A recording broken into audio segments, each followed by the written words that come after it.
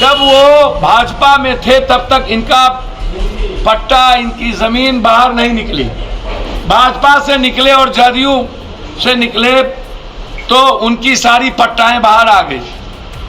कोई नेता है जिसके पास 50-60 पट्टा जमीन का ना हो। ये बात अलग है कि आरसीपी सिंह जी साहब ने चुनाव आयोग में हल्फनामा गलत दिया, उस पर क्या कार्रवाई करेंगे, उनको निकालना है।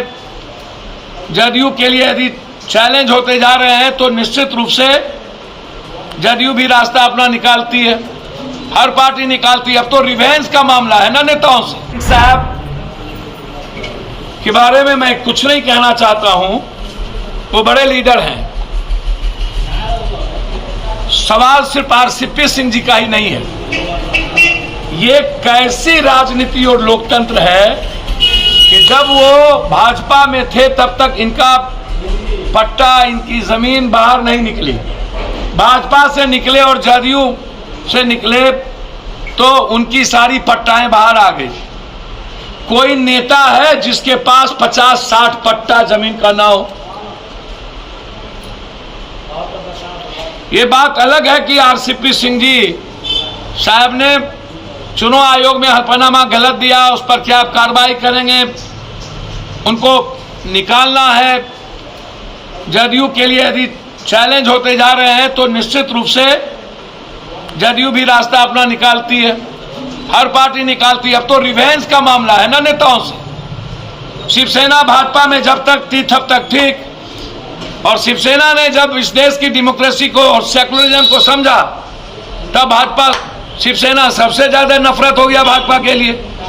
अब आरसीपी सिंह जी जब भाजपा के गोद में खेलने लगे, भैया आप इस बात को समझिएगा ना कि जितनी घटना घटी अग्निवीर पर, पप्पू यादव सड़क पर, विपक्ष घर में का मामला भी जदयू इंटरनल है, उनकी आंतरिक लड़ाई है और बीजेपी की भूमिका है।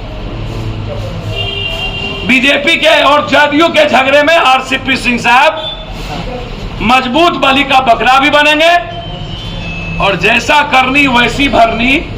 यदि इतना प्लॉट आरसीपी सिंह साहब को है तो भैया